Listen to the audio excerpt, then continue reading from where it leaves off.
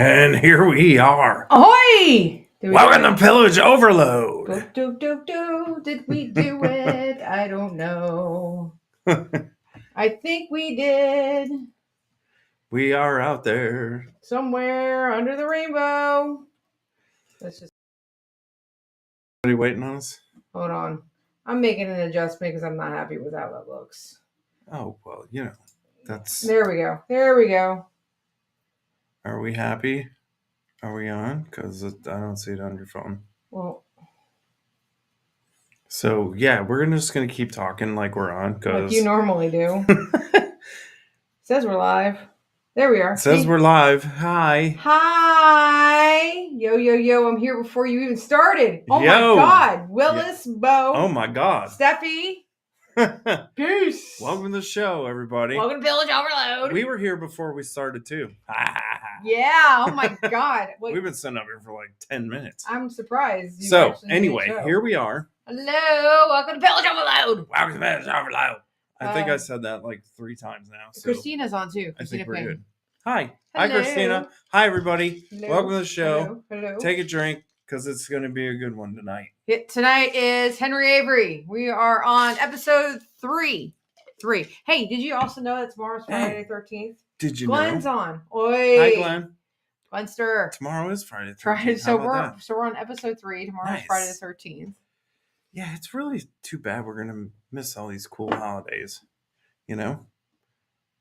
Because, well, I'm talking mainly Halloween. I was like, that's one Halloween. I mean, it's that one takes, holiday. that's like... It's a big holiday. Yeah. I got you. That's all the holidays wrapped into one. Well, not this week, apparently. Not this year. Yeah, I know. That's why I'm sad. Well, let's jump into this week's drink since we got it sitting right there. Yeah. How cool do these look? And they're not even done yet. So this week, drink, we didn't draw last week because if you guys were... How that happened, I don't know, but we just kind of bailed out. I don't think we bailed. Like we had a full show. We did. We had Mayhem on and kind of, we normally draw it in the beginning. I was going to say, don't jump into too much of that because that was after I was talking about this week's drink because I really want to try a drink. All right. But we didn't draw last week's drink. Be careful. So we didn't draw last week's drink because we had the guest on if you guys were on. And then we were trying to figure out what we were going to do, if we were going to draw a drink or not. And we decided Monday or Tuesday when I was scrolling, I saw a drink called the Vader. And if you did not know, James Earl Jones sadly passed away on Monday. If you've been living on like Saturn or Venus or something. So somebody called this the Vader. And I did my very best to replicate it. Per the video, so it's not perfect, but it works. So it's an ounce of dark rum. It's not perfect, but it's similar. Yeah, it's an ounce of dark rum, which is our Captain Morgan. Ounce of black cherry syrup, which we didn't use syrup. I just used black cherry juice because I don't need to be hurting, having teeth freaking hurting later. You put it in the shot glass. You flip the shot glass into the larger glass, and it's Sprite. And then an ounce of sour cherry schnapps. And then you're supposed to, we can do this together, pull the shot glass. So you guys can't see it, but there's rum underneath that shot glass. Well, you can kind of see in my video, you can kind of see it's darker. So we pull it up. The rum's going to go. It should go darker because it's the Sith way. So we'll see. To the dark side. Going to the dark side. See how much. We're going to the dark side? Yeah. Oh, yeah. It definitely darkened up. Hey, Ransom. I was going to say, why don't you put it on the mat, not on the bar? Okay, you can stop it. Oh, Rugby's he said knock it off. So this is the Vader, and it's a pretty hefty drink, but cheers. # drink more rum, and in honor of James Earl Jones. So we'll see how it tastes. Ooh. That's got some rum in it. I've told you, it's not all rum. It's the cherry schnapps. Yeah. Crazy drinks. It is. It's cool though. It's not sweet. It's not as dark as what the video shows. It tastes like kind of like maraschino cherry juice. Yeah. With rum in it. It'd be cool if it had ice. Add some ice cubes to this thing. Yeah, ice would be awesome. I mean, I tried putting the Sprites we put the Sprites in the freezer. That outlet is backup ice on the set. Yeah. We're professionals. We're professionals here. Schnapp, schnapp, schnapp, schnapp, schnapp, schnapp. So yeah, it's actually not bad. It's an easy tasting drink. I like that it's got the fizz with the Sprite. It's a little on the sweet side. Yeah, it's sweet. Because you got the cherry juice, and then the Sprite. And then the cherry schnapps. And then the schnapps. Yeah. Yeah. It's a little bit on the sweet side. So will it take you to the dark side? I don't think there's enough rum in here to take me to dark. You know what rum would have been. If we had more rum, it would. You know what rum would have been better in this than the Captain? Kraken. Yeah. Kraken probably would have been better. Would have made it darker. Yeah. Kraken would probably have been a good dark rum to use. And as Mr. Willis said, we could have used it to put on our pancakes. Oh, but the sweetness of it all. Baby Belle was born on Star Wars Day. Along with being huge Star Wars fans, I definitely had a good cry. Rest in peace. Yeah. Yeah, it was sad. Yes, it is sweet as. So it's very sweet. But back to our regular schedule. Of drawing drinks. He's going to draw a drink. We're going to go back to the book. So this way you guys can participate. Yeah. This is kind of a non-participating. Well, it's not participating. I didn't do a newsletter. It's like, God, Lashing, I'm slacking, right? It's like, what the hell? My vest looks good in the imagery. What do we got? I don't know. What do we have? We have Angel's Hell. Oh, God. That sounds like a combination between sweet and not sweet. So if you guys remember 2 seasons ago, we started using this book. I don't know. Did we start in season 10 or 9? We started in 9? 8? I think it was just last Angel's Hell. Pusser's Rum. Where's Damon? Where's Damon? Blue Caraco. Cream de Cassis. I have no clue what that is. And light cream. So you oh God, it's a layered drink. It's a what? It's a layered drink. Oh. So it starts with creme de cassis, which is hell. Then rum is purgatory. Blue Caraco is gates of heaven. And cream is heaven. Voila. Oof. That sounds like a one and done. Guess who's not going to be doing that drink with us next week? John. Yeah. I highly doubt. We should probably just pick one more. Do we want to pick a backup? Let's pick a backup. 2 shots Sailor Jerry and a tall grass soda with a splash of pineapple juice. That sounds like Willis coming right there. We're drawing a backup. I know that drink. We will explain why we are drawing a backup momentarily. Right. This sounds like a Wave Runner. Ooh. That sounds like more our style. That sounds familiar. I think sounds like cream is. Wave Runner, lime rum, coconut rum, 7-Up. That's perfect. All right. That sounds. We're gonna go with the backup. We're gonna go with backup, and we'll tell you why shortly. Why we're gonna go with the backup. Well, I can tell you why I would want to go with the backup. So I don't have to deal with layering it. Last layer. The last layer. There was only one drink. Cream. Creme and cream are 2 different. CREME. Too close. Okay. Just go with it. I'll explain to you later. Because that's not what you think it is. I know, but still. A beachy pirate drink. It is a beachy pirate drink. I want a Wave Runner right now. It actually smells very good. Go for it. Mix it next week and have that with us. But nobody over here is going to stop you. I'll explain to you next time. Last time we did a layered drink was a sunset in a margarita glass. It looked really pretty, but it was a pain in the ass. I am not a fan of doing layered drinks at all. Yeah. So because I get stuck doing them. Anyway. So this past week, let's play catch up. It's catch up. We need to have a theme song. Do do do. I don't know. Lowered expectations. This week's recap.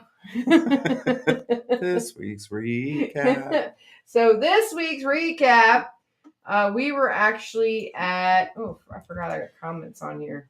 Jesus, we're already at 24 comments. You guys are talkative tonight. Killing it. You guys are doing good. Keep it up. That's something you pay someone else to make for you, not on the show. Thanks, Lindsay. Thank you. I appreciate that. I might kick your ass next time I see you. So if you guys tuned in last week, we had Mayhem and Davey on the show from Captain Quarters Podcast. Totally different feel. You're not used to seeing that. We're not used to doing that.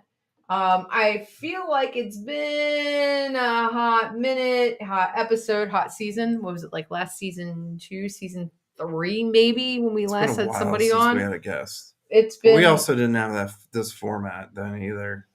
It's a lot easier to have guests now. Oh, yeah, layer drink. Yes, I agree with that one.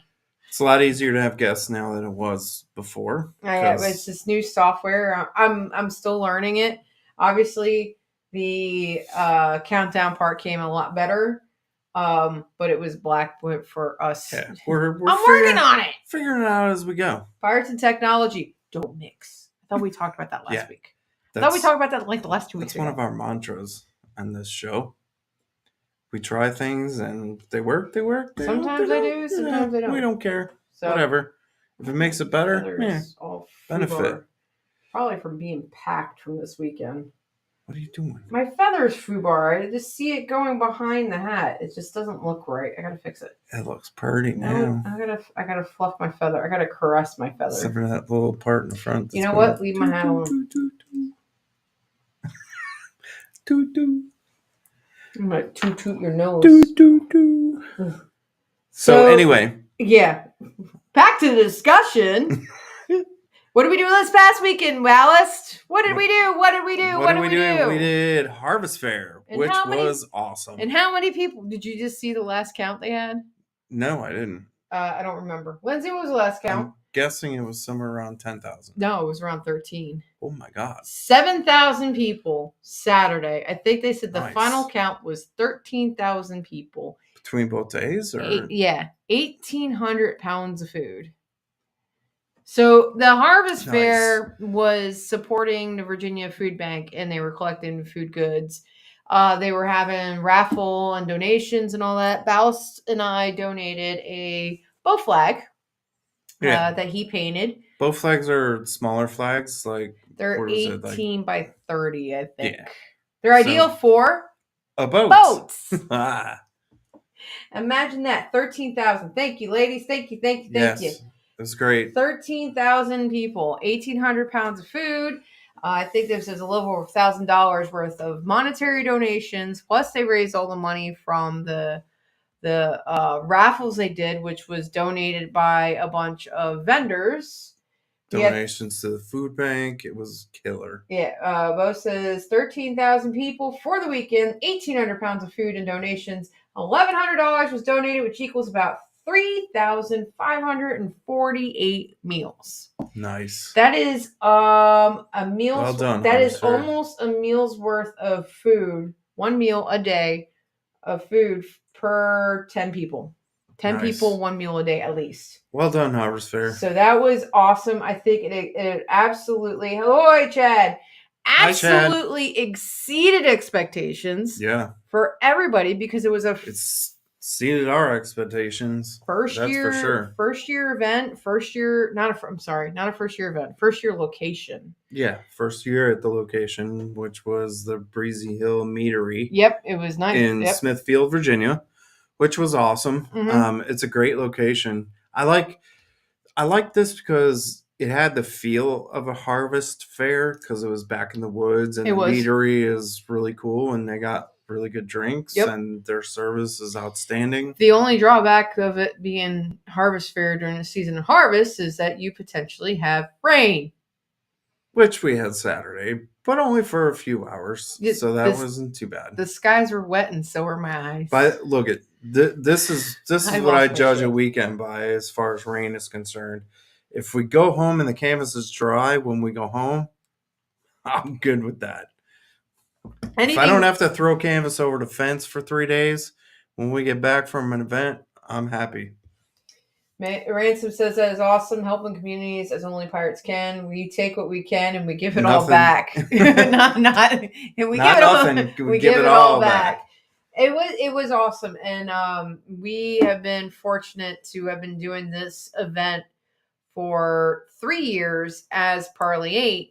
But also the first time we turned out with our crew with Loose Cannon Company was at Harvest Fair. That was the absolutely utmost first event we turned out. It's kind of special to us. It is very special to us.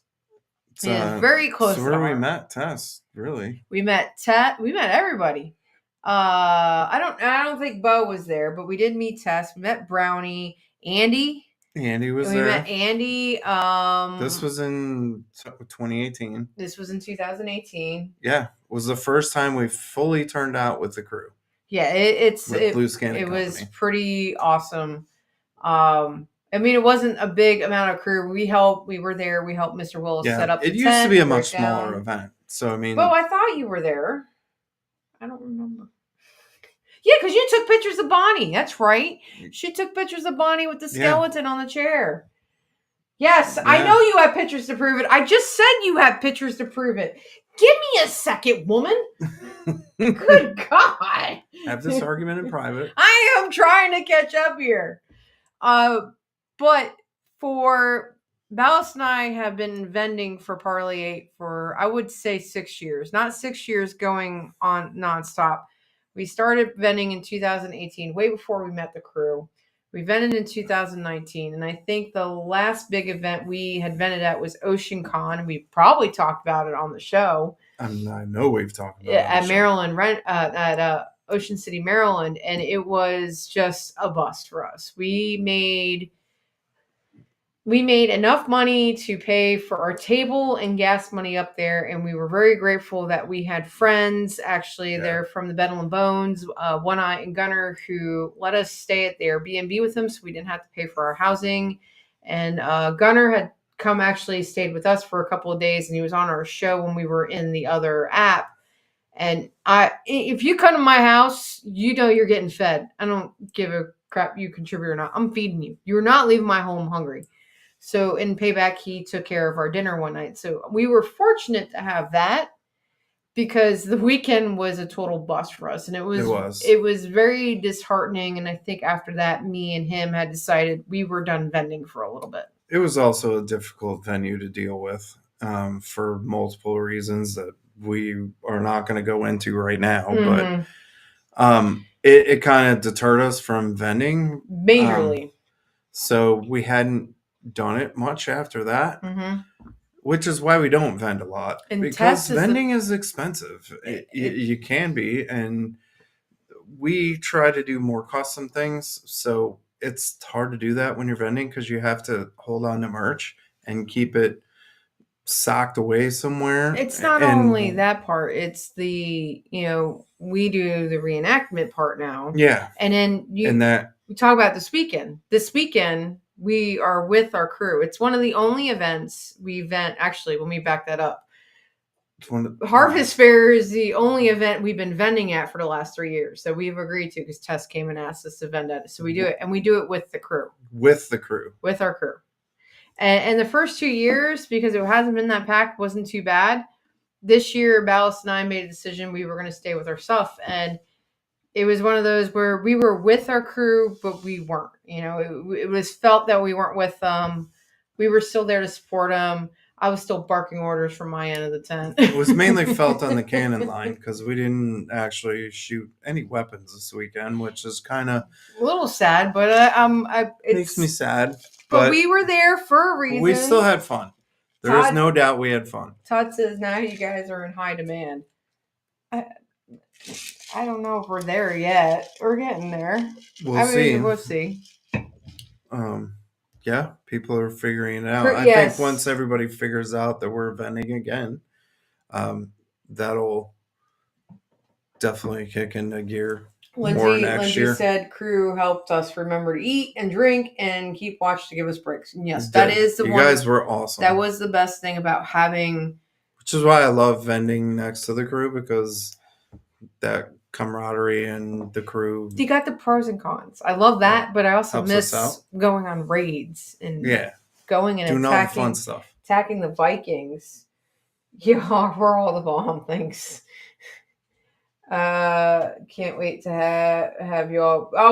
We're really looking for the Panama. 4 weeks. 4 weeks.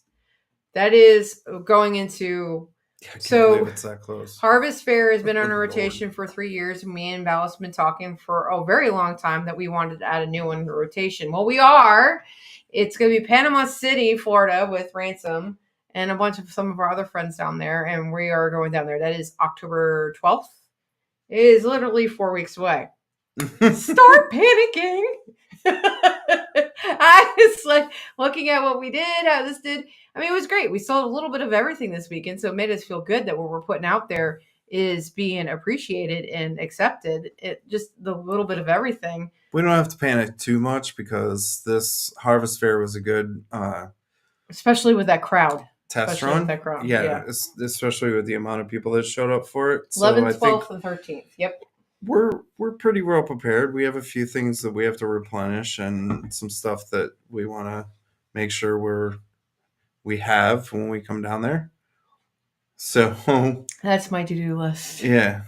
There's a list. We're working on it.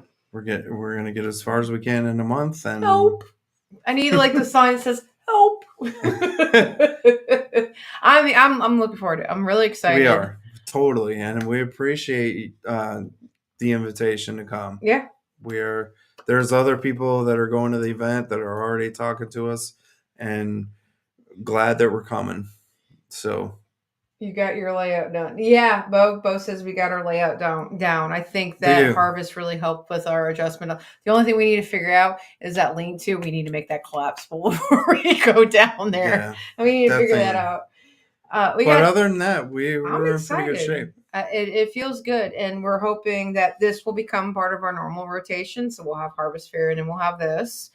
And then we're also looking for another event maybe in January, February, March.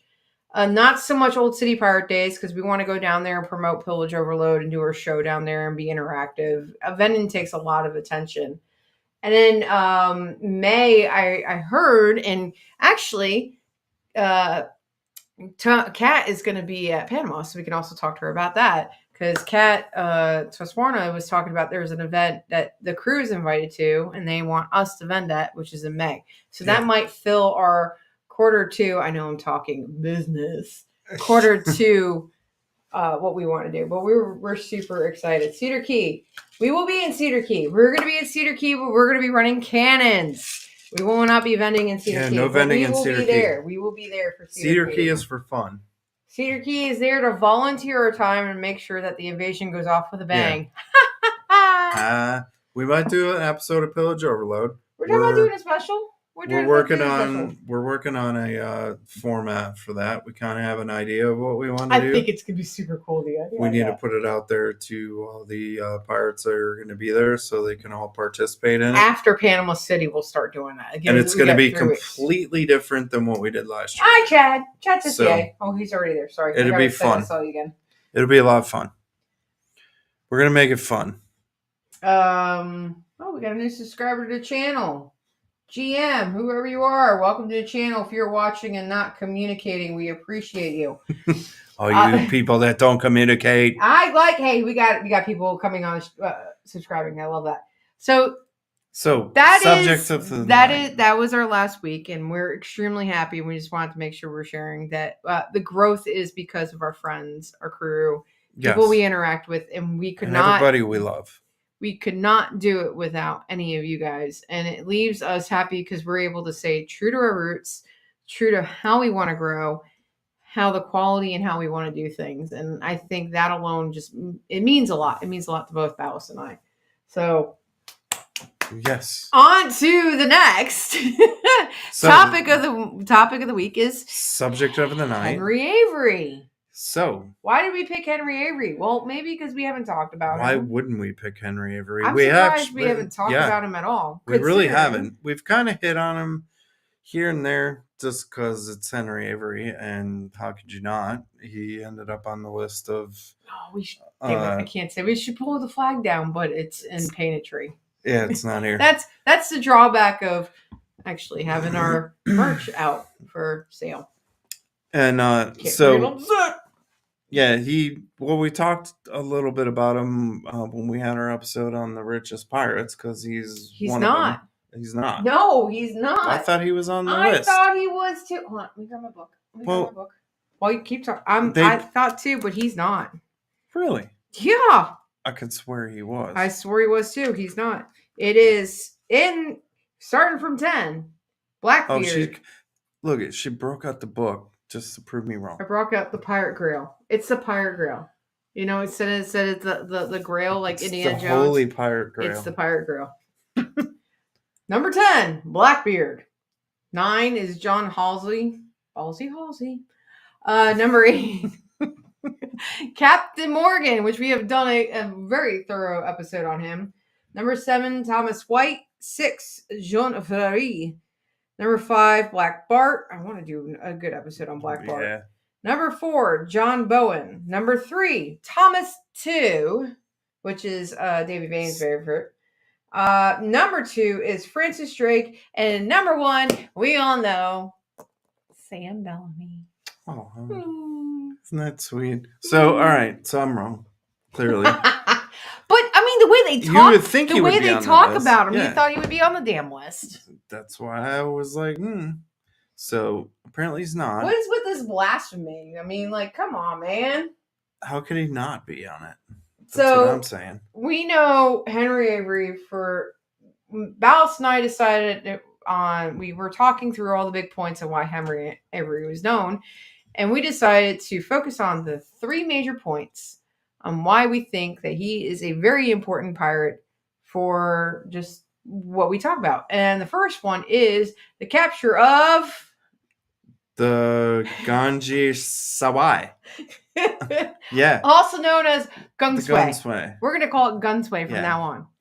At the time, this was a very wealthy ship owned by India. It is by the Mughal. It wasn't the Mughals in India owned this ship. Yeah, because India really wasn't a country then, so it was just the Mughal Empire. Yeah, and they were we'll call it India for the because you don't want to say Mughal. Well, Mughals, yeah. Okay. Mughal Empire. Okay, we'll go with that. You call it India. That's what we could call it the Mughal Empire. We could call it India. Just making sure that we understand it, that we're not going to tits for tat, and that's what we're saying. Tits for tat. You said tits for tat. I did. Continue on said conversation. I'm going to continue on without even commenting on that, but okay. Yeah, you are. Continue on said conversation that we were having earlier in the week about Henry Avery. So we're going to call it, for ease of use. Ease of use. Who said that? Let's see. So for ease of use, we're just going to call it the India or Indians. The original Indians. We're just going to call it India. You're killing me. You're killing me, Smalls. So this ship was transporting a large amount of treasure. Like a shit ton of treasure. Almost as big as the fleet that went down off the coast of Florida. Yeah. Large. On one ship. And we're talking about a completely different ocean. We're talking about over in the Indian Ocean versus the Atlantic Ocean, too. So it was carrying like gold, silver, spices, jewels, all the millions millions worth of money. All the stuff the pirates love. Which, that's why they couldn't pass it up. Hey, Tess. We were talking about you earlier, woman. So he didn't do this little gig by himself. No, but first off, the fact is that this was a message. He basically took off the Spanish Armada. The Spanish Armada. Nice which was 10 ships into this one, which from the Mughal Empire. And I mean, when you talk about the amount of treasures and on it, and they didn't have to go across the Atlantic Ocean. You look at the Atlantic Ocean, the Indian Ocean, and no, I did not grab a map to put up here, so we can talk about that. I forgot that. Sorry. I got distracted with everything else I was doing. So, if for all of you that don't know, Henry Avery operated in the Indian Ocean side of Africa, over by Madagascar, for the most part. Because in that time, it was heavily operated by ships like this who were transporting goods from India or the Mughal Empire back and forth to Africa and they would have landing points where they can go and then pull the stuff across land to get to the next ship to bring it over to the the northern continents, the colonies, the Spanish colonies, the English colonies, whatever colonies, the Caribbean, whatever they were called back then. Yeah. So that was one of the biggest they brought ships it down because obviously you had to go down around the tip of Africa to get in that general direction. So you had to hit Madagascar first and come from the Indian Ocean area and the Black Sea and all that. So a lot of that was a big trade area, and that's where these ships operated. But there was a lot of goods floating around, and obviously these pirates took advantage of that. I think the big thing to point out, and some people might not pay attention to it, is that it wasn't renamed to the Fancy. You know how Blackbeard took his ship and he renamed it to his flagship, and we keep talking about the Fancy, not tonight, but in normal conversations about Henry Avery, the conversation is his flagship is Fancy, and normally Fancy is like the biggest, baddest ship that they picked up. It wasn't this one. It wasn't the Ganj-i-Sawai. He had Fancy before he went after the Ganj-i-Sawai. Yeah. And Ganj-i-Sawai is actually the catalyst, I think, for a lot, which we're going to get into another topic later on tonight. Yeah. If you want to talk about the Fancy, you have to go back before what we're talking about happened and how he originally started out and basically became a pirate. But I'm also saying, for lack of a better term, his ability of being able to take the ship. I'm back up. What I was trying to say is that the Ganj-i-Sawai was the catalyst of talk about piracy. But that was what we were discussing. What made the romanticization of piracy. What gave his name and all that. Yeah, not so much going back into the Fancy's history. This one incident made Henry Avery famous, basically. See, I mean, we kind of decided to skip over how he became a pirate in his early life because a lot of them are the same. Yeah, they're really kind of the same old story, same sob story. It's kind of the same as everyone else's story. Me drink my salty tears. Yeah. In his case, I think it was the Spanish that pissed him off, right? It wasn't the British this time. Who knows? It's everybody pisses off. I'm pretty sure it was the Spanish that pissed him off. You pissed me off. And I'm not even going to go into that because that in itself is a whole show. We could cover how he became a pirate, but we're sticking with just when he committed this atrocity, wonderful act, he didn't do it alone.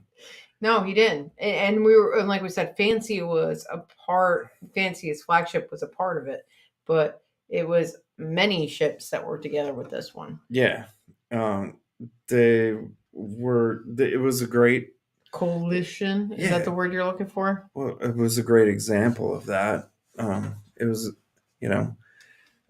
we talk about the organization. You talk about Morgan and how he had skills. I think Avery had the same type of skills that Morgan had as far as organizing a fleet of ships to do something, and this was a big case of that. Henry Morgan was born in 1635, and Henry Avery was born in 1659. So Morgan was actually predecessor to Avery. Yeah. Which is interesting when you talk about how we talked about Morgan and his well-known, but it's because of the ocean that they sailed in. I think is why. Well, I mean, they both came from the same country, so you wonder if Avery heard about Morgan, Yeah. Kind of maybe Morgan inspired Avery to kind of like how we talked about with Vane, and Vane said he was inspired by Kidd. Yeah. Yeah. I mean, I can't imagine that Avery didn't ever hear about Morgan. Well, you also have to figure that, being that, you have Thomas too that was around this time frame as well. Thomas too was born in 1649. he's only 10 years older than Avery. And then he's in the same time frame. He's in the same ocean doing the same thing. So you have to think that the two of them, and actually, me and you were making this comment earlier. We were talking about this before the show. Some historians say that Thomas II was part of this fleet that they interacted. That Avery used to take this ship. And some say he wasn't. Some I can't even find. Ballast and I like to try to do the research. We go through the resources we have. And like he's always said, the primary resources to find the information of how these pirates interacted is really difficult. So we have a bunch of books. We're reading through it. We read it and we got to go back and relook because you read somewhere it says yes they interacted, and another place says no they never interacted with each other, and it's like, well, what is it? Did they or didn't they? Or when we talk about Morgan with was it with Avery? I think it was Morgan and Avery. They were talking about how they interacted with each other and the time frame they were talking about when they were interacting with each other, and we said, well, Avery would have been like 5 years old. Yeah, somebody has said that. I remember that. Yeah, now that you bring it up. Yeah, one of the historians said that they interacted with each other when they were when he was 8 years old. That's not possible because of the age. Yeah, Avery would have been too young to interact with Morgan, so that never could have happened. And the capture of the Ganj-i-Sawai was in 1695. Thomas too, the records show that he died in 1695. Yeah, well, one of the accounts. Yeah, one of the accounts said he died during this encounter, that he got hit by a cannonball. That I've heard. This one. Yes, I know I've heard that many places, but it's definitely worth. Because there was more than one ship than the Ganj-i-Sawai. They had ships following them. So this wasn't the only ship that they had to get out of the way. Apparently, the Fata Muhammad was also with them. That was one of their escort ships, I believe, right? Yeah, and according to some accounts, Thomas II was hit by a cannonball during this. I don't think it's argued that he didn't die by a cannonball. I think the argument is where and when. Where and when. And some accounts put it here during this battle. Yeah. And others are otherwise. Yeah. But I think that's the astounding, and that's always the interesting part when you start digging into the dates and the time frame. I think I tried doing a spider map one time in the craft room of, you watch those murder mysteries, like it could be this guy, this guy, and this guy. It was Colonel Mustard in the study with a candlestick. You turn into a psycho because you got like a wall full. It's like a perfect murder until it's not perfect anymore. You got a whole wall full of string trying to tie. Can you imagine what it's like to get hit by a cannonball? No, but I can imagine what it's like to get hit with a dodgeball. Oh, the smells. Ding! The sounds. It's more the sounds. Oh, the sounds. But you digress. But we digress.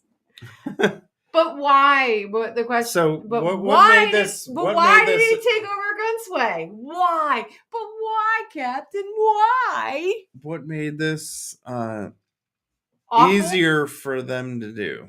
Because the ship that they were taking it with, the Fancy, wasn't as well armed as the Ganj-i-Sawai.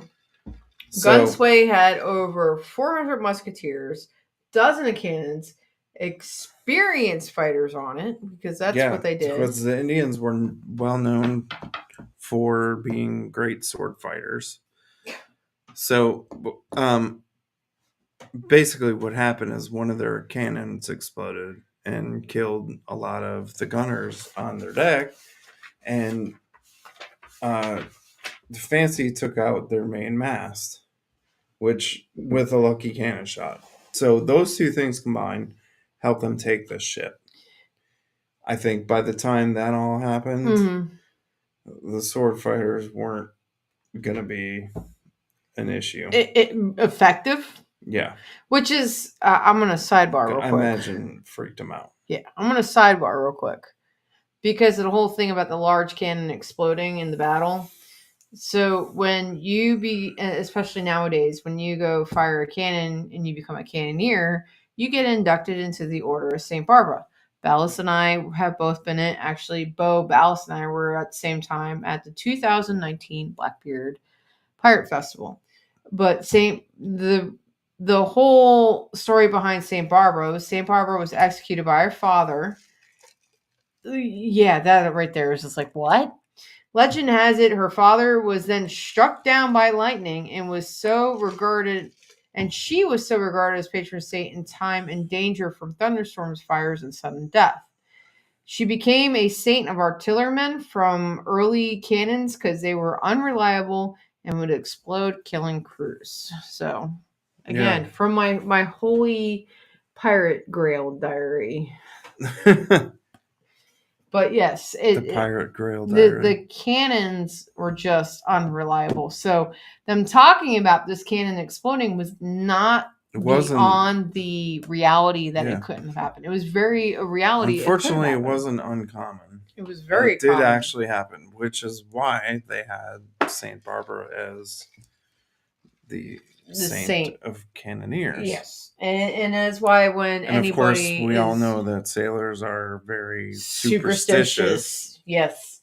Like, don't blow a whistle, get a pig and a bird on your foot. And no women on the ship. Ask Davy Vane if he decides to show up what that means, because he did get that tattooed on his feet. You didn't see it this weekend, did you? No, I didn't. He was running around in flip-flops too. We all missed it. How sweet. Darn. So after boarding, the other part of the big story with him taking on the Ganj-i-Sawai that made the notoriety of Henry Avery was that his crew committed just the atrocities of torture, murder, rape, pillage and rape. Unfortunately, that was the reality of what happened here. And the brutality of what happened is what pissed off the Mughal Empire and what caused an almost diplomatic crisis between England and India at the time. Because its East India Trading Company had an office in India. Do you? I do. And Bo and Lindsay both saw the tattoos. I only saw the pictures. I only saw. We were busy. But the Mughal Empire was so outraged by the attack that they actually started attacking the offices of the East India Trading Company and were killing the people who worked there. So that's called hazard pay, right? Yeah. Hazard pay. Pay up. And a lot, what's interesting is that some of the stories that come out about the capture, Henry Avery found the most gorgeous princess and married her, and they lived happily ever after. Yeah, and he told everybody. It is such bullshit. Right? So, obviously, the Mughal Empire was not happy about this whole thing. No. And this is what this success in capturing it, because he was not captured for this. There is no record of Henry Avery being captured, put in irons, hanging in the gallows, in the gibbet. It was a gibbet. He scooted past all that and way above and beyond that. Well, he was smart. He got out while he was on top. Which, basically this was it. And hey, we got enough treasure to last us a lifetime. Let's get the hell out of here. And here you go with what turned on the Golden Age of Piracy. I always say it, and I will say it again. There are two Golden Age of Piracies. There are the Golden Age of Piracies pre-1700s, and there's the Golden Age pirates after the 1700s.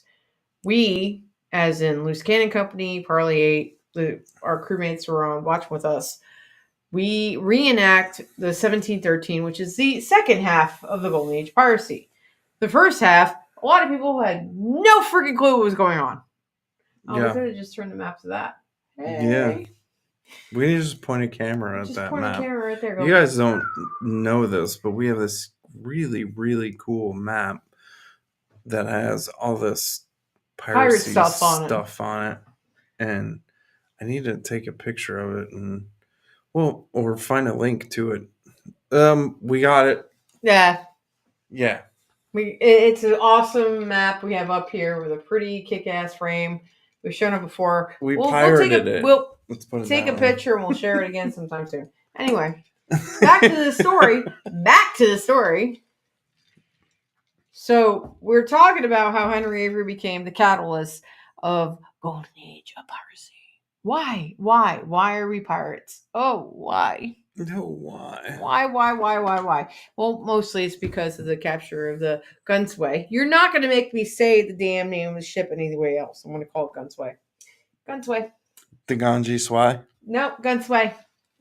Ganj-i-Sawai. Because that's just who you are. Anyway. So he contributed mostly from the riches and not getting captured. The amount of money that obviously the woman they stole and everything, they forgot about the whole monstrosities of what actually happened when they captured the ship. But they romanticized that piece of it. Yeah, that's because it was romanticized. Yeah. And then you talk about how Avery with his crew. He was famously, apparently, very fair with his crew. When we start talking about diplomacy and what brings a lot of us to piracy, even with nowadays with our crews, it's a common vote for everybody to be in it together. It's not a monarchy, which was what was going on back then. And honestly, I think a lot of witchcraft. A lot of people attribute that to Morgan when they probably could be attributing a lot of that to Avery. I believe that. Yep. Because you got to think about it too. Morgan never really considered Morgan never considered himself a pirate. Avery, I don't think ever really considered himself a pirate either, because the English and the Moguls, their point of views and their religion perspectives were so at ends that they saw the Moguls as evil, as just the atrocity of the he knew he had done wrong, though. But he might have known he had done wrong, but he felt morally he was right. Well, yeah. But Morgan never thought he had done wrong. No, Morgan. No, I'm talking about Avery. Morgan thought. No, I'm talking about Avery with the. Morgan was like, yeah. I was commissioned to do this. This is what I did. I was a privateer. And nobody can tell me different. Morgan had a piece of paper and he spread that piece of paper. Avery took the religious conflict that was going on between the English and Moguls and how they perceived the difference in the Which Catholicism. Everybody forgets was a big part of this. Religion. Religion actually had a lot to do with this. Because good Lord, at the time, the English were not big fans of Muslims. Nope.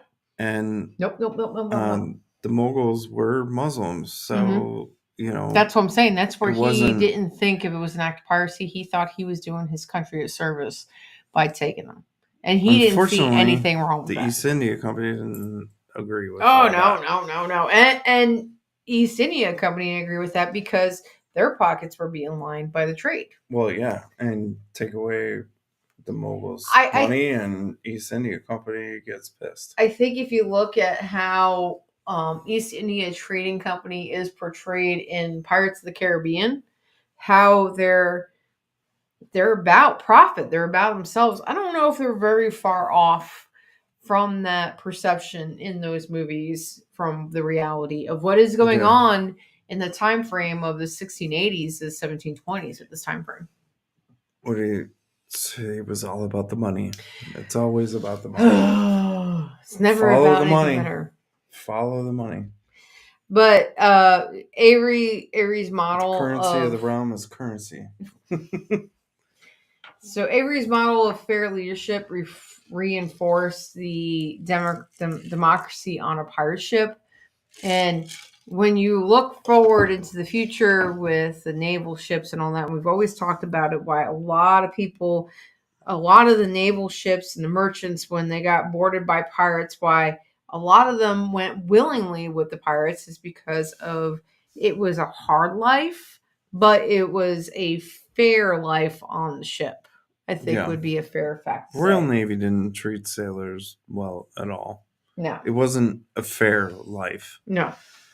At least under piracy, you could feel like you had hope. You weren't being robbed blind. You had hope. You had something to look forward to, and you had a say. In the Royal Navy, you had no hope and you had no say in anything that happened.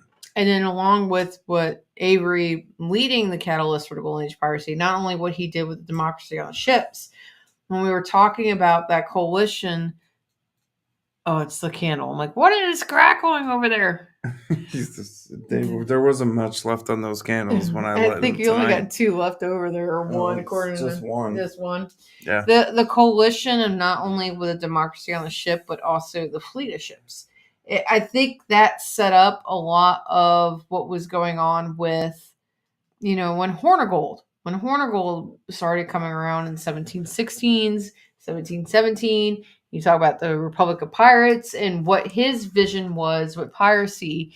And he was you were talking about, he was one of the older pirates, and he thought about Avery. He's like, Avery, he looked up to Avery. It's like your favorite rock star poster on your wall when you're a kid in the 80s. Like, oh. I mean, really, come on. You look up to the person, and you're like, I want to be that person. And then you realize that job would suck sometimes. So that was another big part of what he pushed with the Golden Age piracy.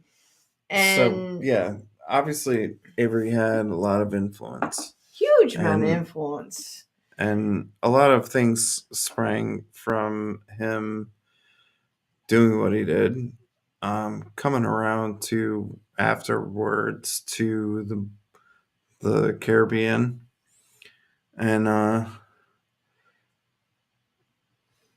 romanticizing his story. Yeah, the way it ended, I think romanticizing. We were going to talk about the way his career ended. Not really. That wasn't on here. I think the next topic we were going to get into is why he was called the King of Pirates. But I think talking about his career ended was a big catalyst for the Golden Age piracy. So if you want to hit on it fairly quickly. Well, after this, he kind of tooled around Madagascar for a little while, and then he came over to the Caribbean. And when he came over to the Caribbean, he stopped in Nassau, and the governor there saw him come in, wondered who he was. His name was Trot. Trotta. We're just going to say that's where it came from. Governor Trot was in charge in Nassau when Avery arrived there. And, they had never seen this ship.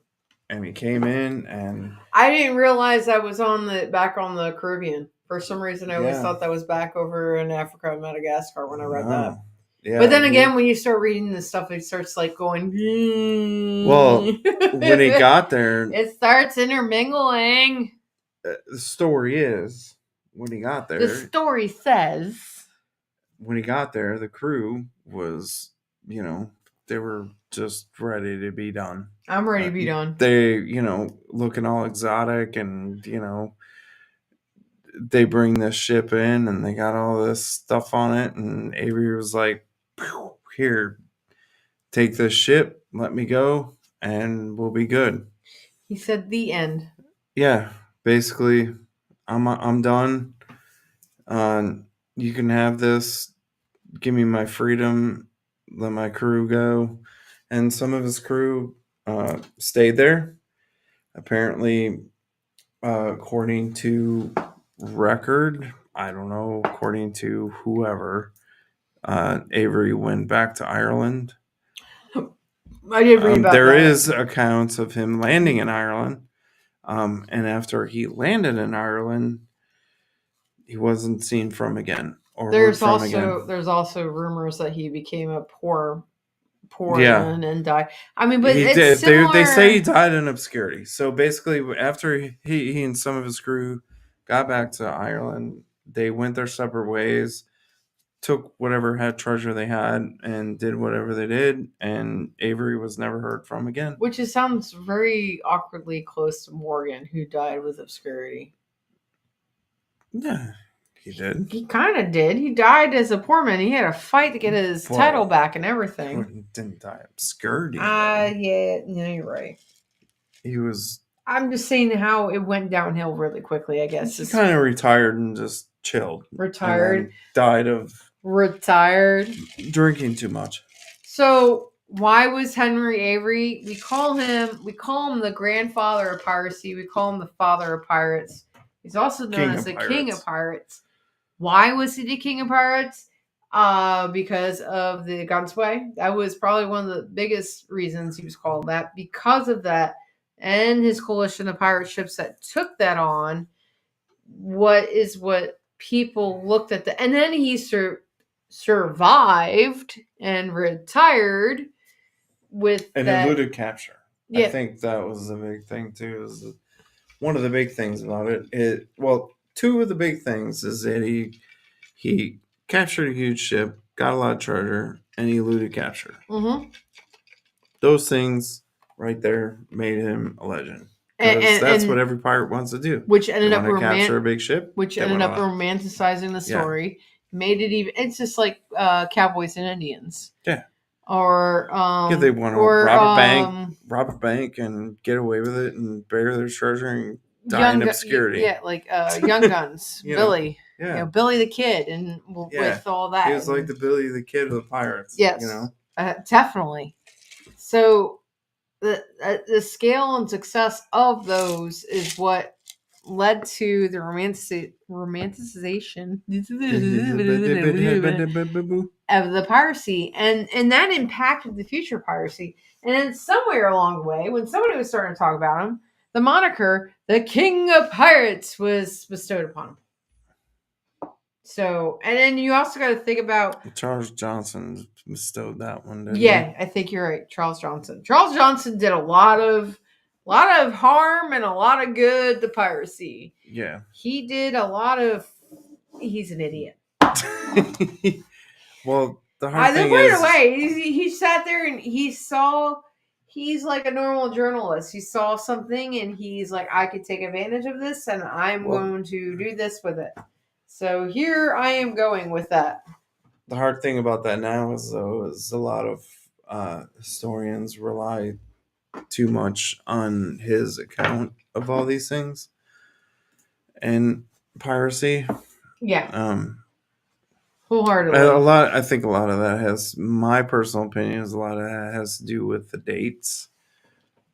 Because he was very soon after all this actually happened. Everything was so tied together, but you also got to think about how he put his own spin on it too. So I mean, you can't really. Yeah. Can you rely on it? Yeah. There's a lot. Can you rely on news sources now? Nah. I mean, we all know how that goes. So I think it was kind of the same thing back then too. He's going to put his own opinion in there and. Want. That's what I said about it. So, those are we could seriously do many episodes on Henry Avery, which we could. And you know what? We're not planning. Like we did with Morgan. We're not planning on stopping this anytime soon. So it's good that we have some other information there in the back pocket just for a little bit. We could leave it open. Just leave it open. So next couple weeks. Why don't we hit on that real quick? Because we're winding down with Avery. You know why he is called the King of Pirates? He's the grandfather of piracy. He's why we're here, I guess. He and Morgan. He and Morgan. I will say, next week.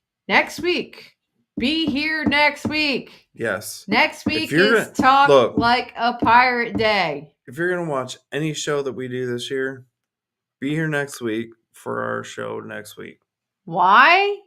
Because it's Tell Talk them Like a why. Pirate Day, and John Bauer, John Bucket, is going to be on the show. He's going to be on the show. I talked to him today. It wasn't. confirmed. I'm not delusional. I wasn't. I wasn't really drunk when I asked him to come up, but he is going to be on the show. We're gonna. He ain't my king. Oh no! Oh, king. No, we are our own kings. Who's that? It's Willis. He ain't my king. Avery. Oh, so who's your king, Willis? He's his own king. That's why he's got his king cave, his man cave. I am king of the forest. Oh, please don't do that again. So, Chum Bucket. Yes, Chum Bucket is going to be on. He will be on the show next week, so be here. He is also a fellow order member. That is just coincidence. I would have asked him on regardless, because if you've been watching our show for the last 4 years we've been doing this, we have his book and we've been using it every year for our show with insults. Yes. And we lots and lots of insults. So come on, enjoy us. May or may not happen on the show next week. So you got to tune in to find out. Yeah. And then October 3rd, we do have Captain Jay Tucci, who is also an order member. I swear to God, I'm not picking these people because they're order members. They're our friends.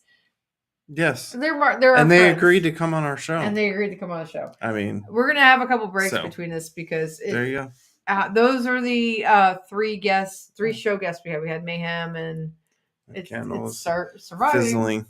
So this coming weekend, we are actually visiting Maryland Ren Fair. It is Pirate Weekend. We're going to be there with some of our crew. If you're there, come say hi. Come get a picture with us. Do whatever funny selfie you're there going. Come have a drink with us. Come have a drink. Because Lord knows we're going to be doing some of that too. I don't know what tavern we're going to be at, White Hart or any, but we're going to be there. We're going to be there. We're going to be there at 10 o'clock when cannons go off. We might be there shortly after, but we are going to be there. So after that, the show on the 26th. Kind of up in the air at the moment. We got nothing. So give us some ideas. Well, we haven't. Throw them out there. Tell us what you want. Hey, look. Hey, if tell you us give what us you want to hear. Yeah. Tell us what you want. Tell us what you guys want. If not, we're taking the week off. Yeah. Hey, that's a good. Hey. What? You can talk about taking a week off. I'm all about taking a week off. I know you're about taking a week off. Anyway, look, really, what we want. We're not sure what's going on with that. We haven't really picked. It's kind of an open episode, and that is the week before Tucci, so. Yeah. No, seriously, you guys give us some ideas. Throw them out there. No, Willis. No. No. Leave it to you. N-O. Because wait a minute, what's the next time we're with the crew? Next time we're with the crew is November. Oh, good Lord. Yeah, Yorktown. How about we just bring all the crew on the show on the September 26th? Okay. We send the link, we get everybody on the show. Hey, what do you think about that one, Willis? Willis, you want to come on? We'll get get it. We'll get just Jay then. No. There is none of that. There is none of that. We'll get Davey, who's making these pirate ships. Hey, we'll stream everybody from the crew on the show. How about that? We'll try doing that. We'll see if we can get everybody on the ship. November, November's the next time we're together, Bo. It'll be November 10th. It's after Cedar Key. So September 26th, we're not sure. And then we are definitely not. We're going live October 3rd because that's for Tucci, and then we're off the following week because we're going to be in Panama City. Just FYI, nothing is being turned around before Panama City custom orders. Ballast has one and I have one. Those are the only ones that will be done before Panama City. So if you are interested in something, I have a decent backlog. I think he could start picking up some orders right after Panama City for his flags and wood burning kit. I'm working on a flag right now, but I can't take anymore. Kit, you were at least waiting till December for anything from me. It's been a pretty bit. So busy. Merry Christmas. Hi. Yippee-ki-yay, mother. And then, of course, November 3rd, we're going to be in Cedar Key. So anytime, and if you're interested in anything that we do have that's already made for Cedar Key, we can bring it. I think we're doing our QVC episode in November, so they're not going to have that appreciation of our show beforehand. But until next time, we appreciate you guys. I saw we had a peak of 13 people on tonight. We had Tess, Todd, Lindsay, Glenster, Bo, Chad. Thank you guys for coming Ransom, if you're still on, quick healing to you, brother. I hope you feel better. For real, man. Get over this thing. Everybody who is watching and not Christina, if you're still on. All you people that are watching and not shut up saying nothing. Steffi, who watch, I know you watch from the big screen. Christina, if you're still watching, all you guys, thank you for joining. If you haven't subscribed, please subscribe. It does a lot for our boost of morale. Yeah. It makes us feel a little bit better with the channel. Spread the word about these shows too. Come on now. We're only in the beginning of the year. We're only at the end of the year. So you got a short time for him to catch us. I'll do a little bit better with the newsletter. This past week was chaos. So catch up. Mustard in the library with a candlestick. Yes. Colonel Mustard. And then remember, next week's drink is Wave Runner. Very simple drink. I will make sure there's a newsletter out. It might be late Sunday because we're coming back from Maryland, but it will be out there. So once again, thank you everybody for joining us. It is a blast. We wouldn't be able to do this without you guys because we are talking to ourselves, but we're not talking to ourselves. We're talking to ourselves. Which would not, I don't want to be as much fun. I'm tired of talking to myself. They're going to put me in a straitjacket one of these days.